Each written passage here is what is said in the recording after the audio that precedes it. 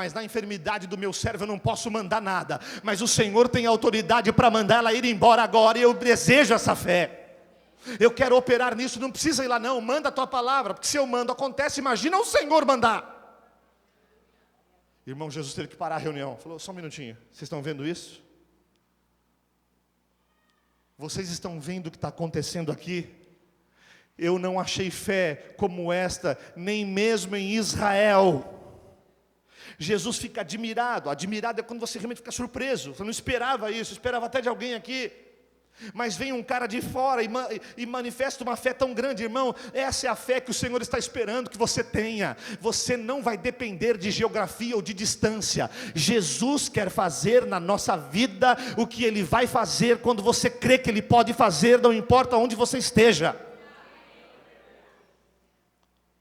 Então volta para a sua casa, e quando você voltar lá, vai ser feito assim, conforme a tua fé.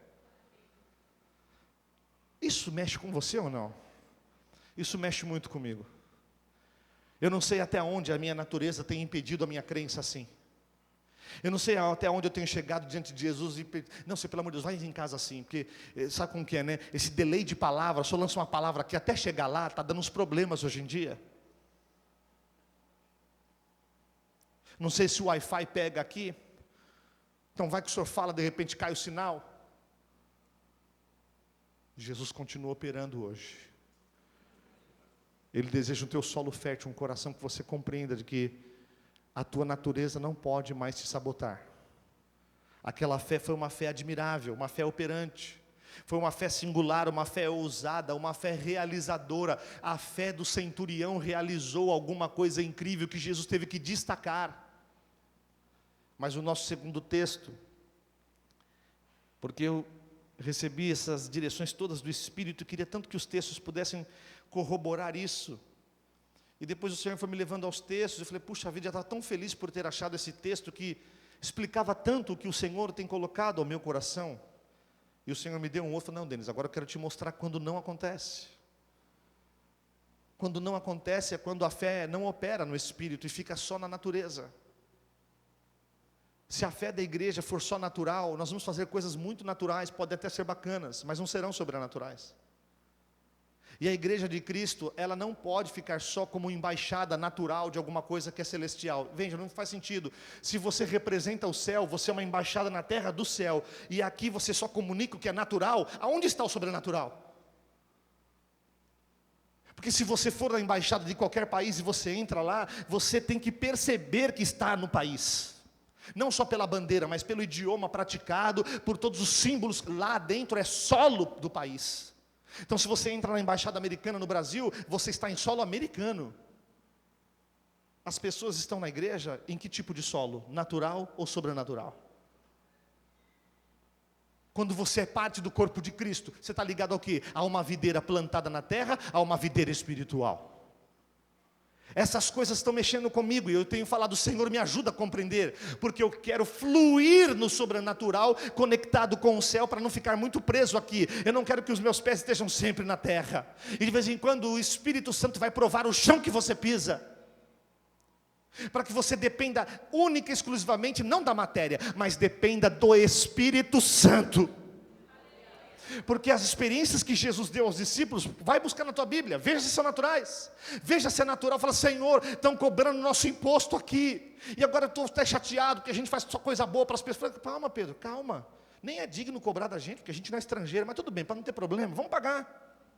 Vê lá com Judas, pega uma parcela e paga, não é natural? Não, porque não ia ter, só roubava. Mas tirando essa parte, Jesus podia dar uma solução natural. Falei, não Pedro, por quê? Eu pago do bolso. Espera aí, sou carpinteiro, afinal de contas tem uma profissão, né? Um trabalhinho aqui, dei uma economizada e tal. Jesus dá uma ordem, irmão, que nenhuma natureza processa. Se você quiser andar com Jesus sendo natural, esse é um problema. Se você quiser continuar vindo à igreja, voltando da igreja, vindo ao culto, voltando do culto, na natureza vai ser um problema para você. Vai chegar uma hora que você vai entrar num parafuso. Por que então, Pedro? Vai lá, pesca lá, vai ter um peixe, pega o starter. Tinha um starter, né? Dá na boca do peixe. É natural, irmão? Isso é natural? Se Jesus falasse uma coisa dessa hoje no culto com você, você faria? De vez em quando a gente parece que não processa as coisas. Isso não é natural.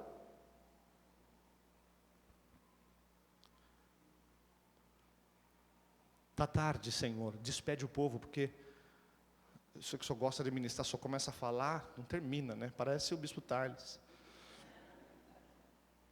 Não, mas como assim está tarde? Não, o povo ficou aqui tão fiel. Não, então, Senhor, esse é o problema. O pessoal está dando reclamada de fome. O pessoal do fundo lá, já tem um pessoal meio burburinho, tem um negócio meio... E aí não tem padaria, cantina. Hoje o pessoal da cantina não veio. Não, dá vocês de comer para eles. Irmãos, tinham 5.000 pessoas. Essa resposta de Jesus, processa comigo, é natural? Não é natural. E Felipe e André começaram uma discussão. Tem um texto que fala, né, que os dois... não, aí um já levanta. Imagina, nem que a gente tivesse 200 denários, não seria suficiente para comprar pão. Não tem padaria, está tudo fechado. Aí um já falou, não, Jesus, já vim resolver. Quando o senhor falava, viu, mas o que é isso para tanta... Os dois estavam incrédulos, mas pelo menos um foi fazer uma coisa. Tem um menino aqui com 5 pães, 2 peixes, o que é isso para tanta gente? Eu falei, é o suficiente. A resposta de Jesus, pergunta de novo, é normal? Faz o seguinte agora, pessoal, separa o pessoal de 50 e 100, grupinho aí e tal, chama aqui, vamos dar graça, e começa a colocar numa vasilha e vamos distribuir. Pai, te dou graças, aí, não tem... Irmão, você está no ministério de Jesus essa hora, ou você vai embora e dá o crachá? Você é louco, eu não deixei de pescar para ver essas coisas, é vergonhoso isso daí.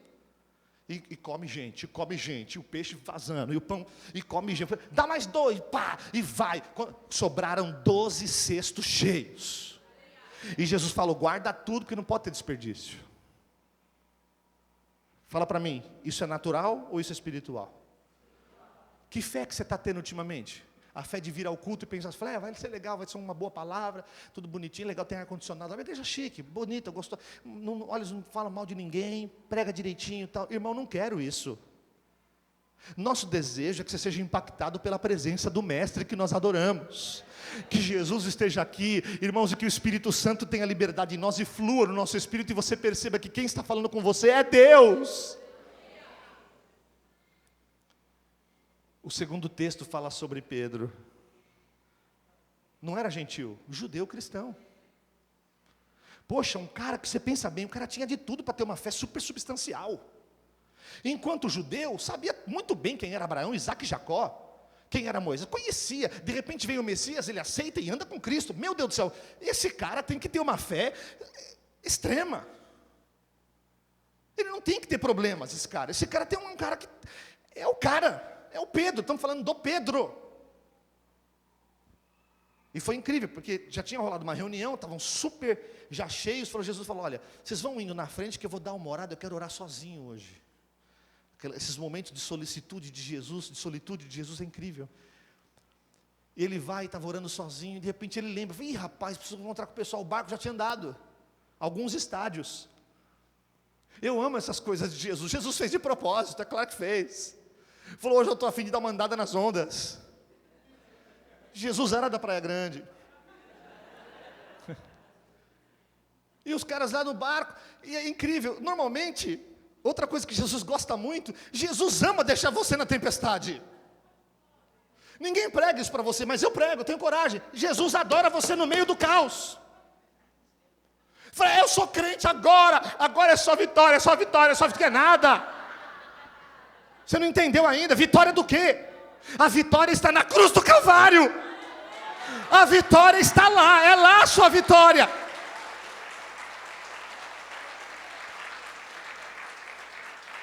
Vai ter dias de confusão, vai ter dias de mentira, vai ter dias que você não entende o porquê, vai ter dias de desmotivação, vai ter dias de depressão, vai ter dias que você fala, meu Deus, parece que quanto mais eu oro, mais fantasma aparece.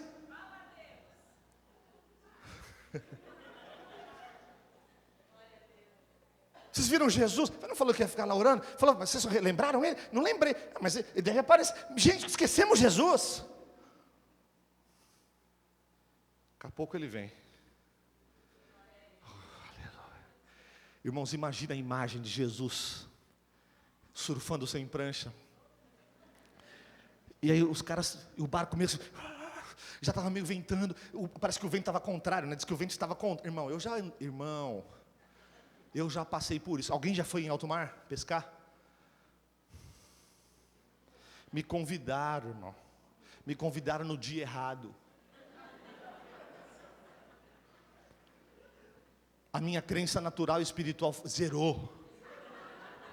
Está casando. Não, vamos, é ali, vamos pegar. Saímos de madrugada de São Paulo, eu, meu sogro, Luiz, João, Henrique, a galera. Vamos. Aí quando eu cheguei lá, eu vi assim. Eu falei, gente, mas tá fechado o tempo. Não, mas vai abrir. Só a gente tem que ter fé. Eu falei, não, eu tenho, mas eu sou consciente. Aí já passou um cara assim, capa de chuva, capa de chuva, capa de chuva. Eu falei, o quê? O cara vendendo capa de chuva. Eu falei, não vou comprar isso aí. Se eu comprar isso aí, eu estou chamando demônio. Eu vou repreender essa malignidade. Não, eu tenho uma capa de sol, eu compro. Capa de chuva, não. Mas se chover, eu falei, não vai chover. Não tenho, eu só vou entrar nesse barco sabendo que não vai chover. Irmão, entramos naquele barco. Olha, eu pensei que assim, isso é ilusão. Eu cheguei a sentar no barco assim, irmão, isso aí é só filme europeu que você assiste, é um iate, você vai pescar no iate agora, cruzeiro. Não, é um barcão movido a diesel, lascado. Aquela fumaça, eu falei, Jesus, que desespero que vai dando. Não, é só quebrar a zona, irmão, e começou. Você já andou no Viking? Barco Viking, aqui, é por aí. Acabou que só vê a cabecinha do Luiz aqui. Falei, meu irmão, travei na hora, comecei a passar mal. Fui para a casinha, deitei e não levantei mais. Eu então sei que hoje eu sou um bispo de agora, eu tenho que ser um discípulo agora. Se eu fosse discípulo lá, eu não conseguiria seguir Jesus.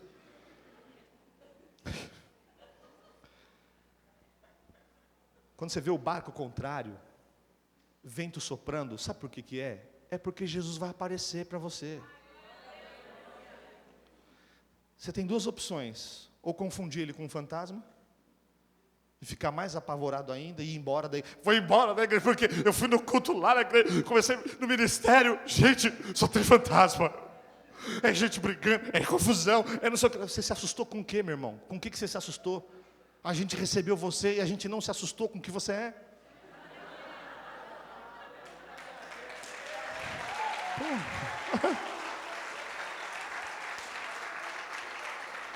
Que quando você chega, irmão, é um monstro. E a gente ora e você vira príncipe. E tem gente no processo até hoje, de vez em quando está meio príncipe, meio monstro. Dá umas, né? Mas você tem que crer que Deus vai fazer a obra, porque eu não posso ser natural. Se eu tratar com você na naturalidade, a gente sai no soco. Eu tenho que tratar você na espiritualidade, sabendo no que você vai ser. Jesus sabia que quem estava lá era um cara natural, ele tinha problemas, mas ao mesmo tempo ele queria ser espiritual. Ele falou, Senhor, se és tu que está aí, manda que eu vá. Pedro cantou, rolou um magal, Senhor, me chama que eu vou.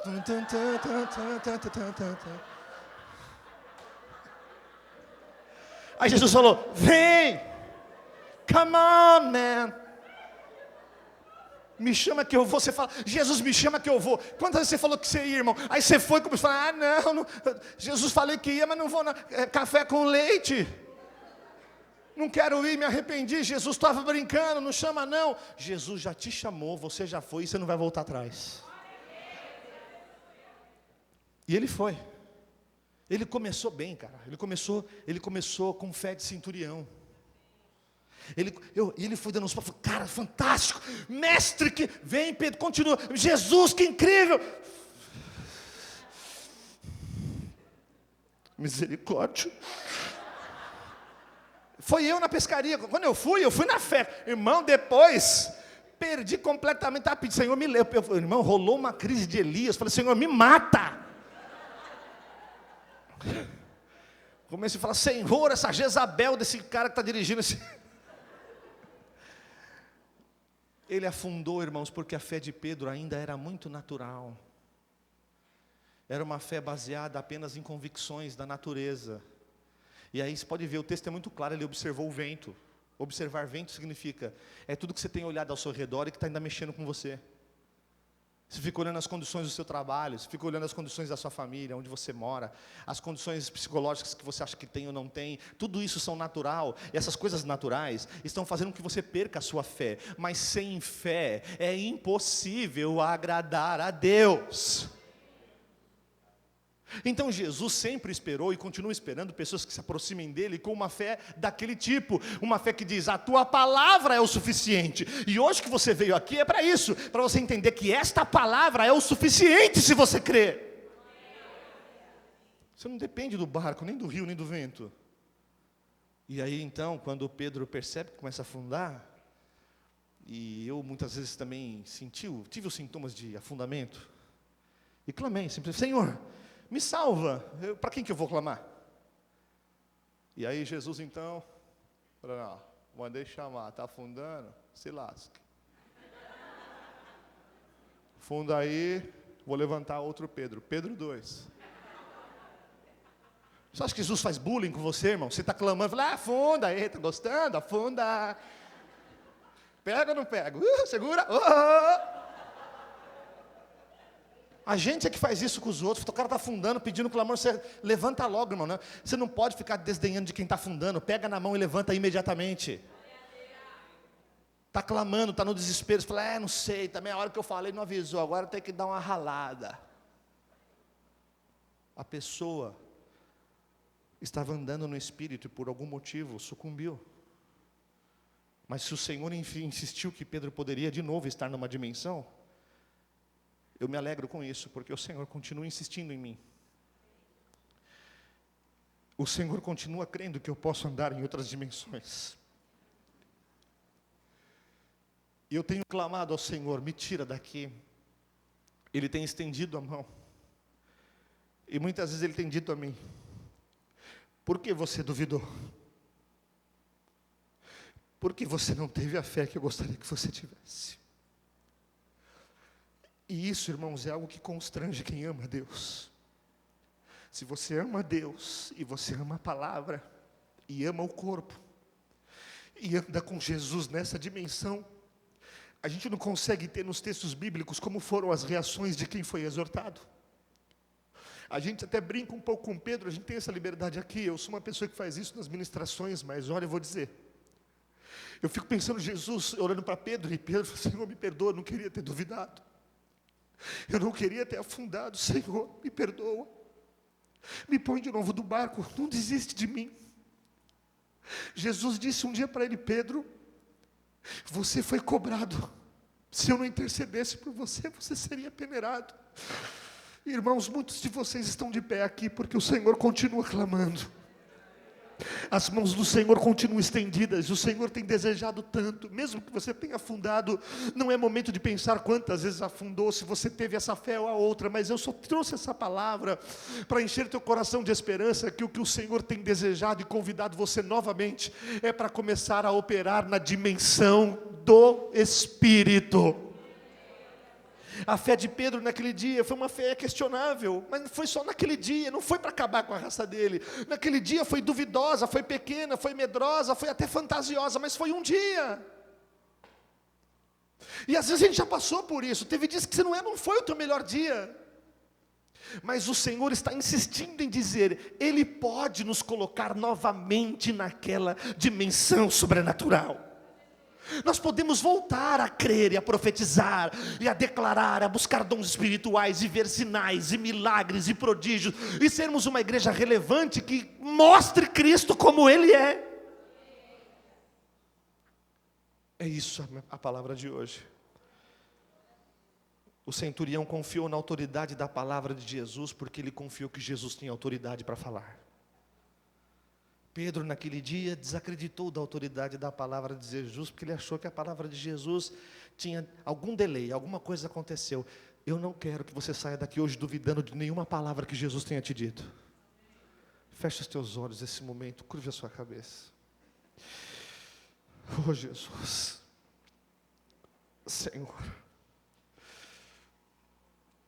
meus queridos, hoje há uma unção do Senhor tão presente aqui, e nós temos que honrar isto. Nós temos que nos alegrar por momentos assim, onde temos a certeza de que Jesus se assenhorou de tudo. Se você está aqui essa noite e ouviu essa mensagem, essa palavra enquanto falamos, talvez, pode até ser que você não tenha compreendido tudo, mas meu desejo é que pelo menos o mais importante você compreenda. O que eu preguei hoje a você, que ainda não tem esse compromisso com Cristo, para você fica o seguinte lembrete: Jesus te ama, Ele quer te salvar, e Ele tem poder para te resgatar da onde você está, seja qual for a situação que você enfrenta. E assim eu te digo, se você está aqui hoje, e ainda não tem tido, ou não teve a chance, a oportunidade, de declarar isto com a tua própria vida e com os teus lábios, dizendo: eu preciso de Jesus na minha vida, como Senhor da minha história, porque eu quero transformar tudo que eu tenho vivido em alguma coisa extraordinariamente boa. As coisas velhas vão ficar para trás, e você vai viver uma nova vida. Eu ofereço a você, através de Cristo Jesus, o Filho de Deus, o Salvador de todos os homens, a oportunidade e a chance de você deixar para trás tudo aquilo que foi destrutivo e abraçar de vez uma vida nova com Jesus. Se você está aqui assim, nessa condição, e deseja que nós oremos por você, para que você seja diferente, faça um sinal com a sua mão onde você estiver, que eu vou orar por você. Há alguém assim hoje que deseja isso? Levante a sua mão bem alto para eu orar pela sua vida, por você. Quantos? Deus abençoe, Deus abençoe. Já vi a sua mão, amém. Deus abençoe, vi sua mão também, amém, amém. Glória a Deus, que bênção, que bênção.